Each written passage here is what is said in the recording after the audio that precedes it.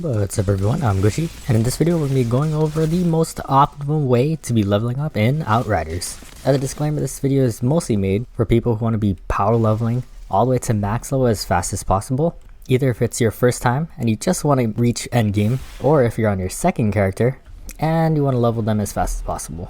So in this video we're going to be talking about how much XP you get doing different activities, as well as mods and abilities that will make this process even faster. So with that, let's get started. So to start things off with the activity that gives you the most XP, which are the story missions, which only gives you a big boost in XP the first time you complete it. And I wanted to give you guys an example. So after defeating Yagik for the first time, I got almost 10,000 XP just for killing him. I went back to this mission just to see if I can replicate this and farm him specifically for XP, but I only got around 200 XP for killing him the second time. So completing the story missions are what give you the most XP. To make this process even faster, what you can do is join a friend who has already completed the game so that you can just fast travel to the endpoints of each mission. Having a second person always helps and makes the process even faster, and you get that story mission XP.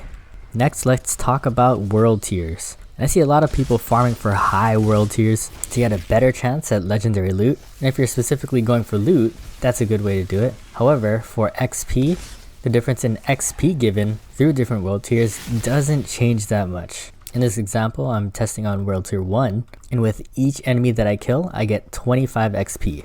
So besides getting XP from story missions, the way you gain XP is by each enemy killed. These basic enemies each give 25 XP, and this scales depending on what type of enemy that you're killing. So for example, captains give a little bit more XP. Next, I tested on world tier 4 just because this is a new character and this is the highest I could go, and killing the same enemies gives me 26 XP. So you do get a little bit more XP in higher world tiers, but at higher levels that difference of 1 XP versus the difficulty level might not be worth it for you. So what I recommend is just bumping that world tier level down to whatever is comfortable for you. If you find yourself dying a lot, don't be afraid to turn that world tier down, because again you get XP for the amount of enemies killed.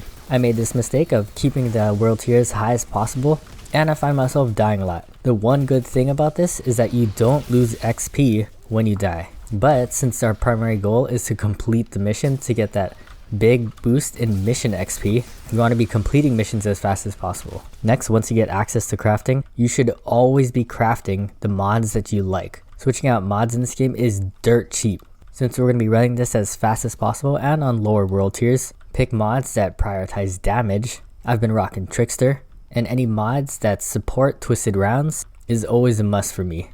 Alright, next, once you get through all the story, you might not be at the minimum level to do expeditions yet. I was able to do expeditions at level 28, but if you find yourself having to grind a couple levels out before that, I'd just recommend repeating missions that have any of the animals in it. Personally, I think that animal missions are the easiest because they don't have range attacks, and they follow you in packs, which makes them easy to kill with one of your AoE abilities or an AoE mod on your gun. A good mission to do this is on the first city quest line. At the story point, reach the other side of the river.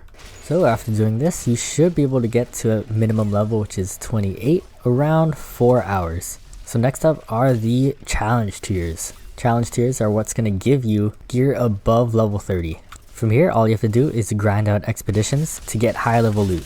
Even if you fail the expedition, you'll still get some of the loot, which you can equip, giving you a higher armor level and better stats. Again, don't forget to mod all your gear to all the perks that you like.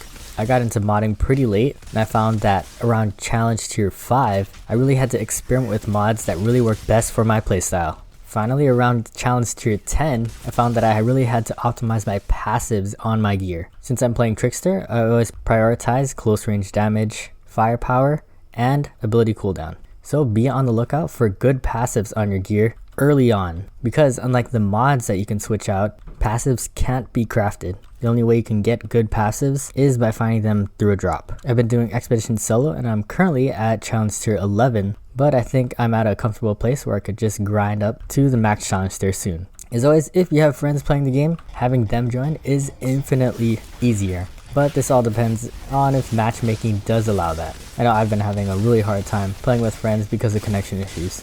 Another really useful advice on leveling up your challenge tier is to focus on expeditions that are easier for you. For me, Chem Plant's the easiest, mostly because there's a lot of cover to hide, enemies are spread out, and the boss is really easy. Usually there's only 3 expeditions available for you. If Chem Plant isn't an option, you can always re-roll it by starting up a random one, immediately exiting out, and seeing if Chem Plant shows up. And I want to emphasize how important this is, because around 3/4 of the expeditions that increase my challenge tier has been from Chem Plant.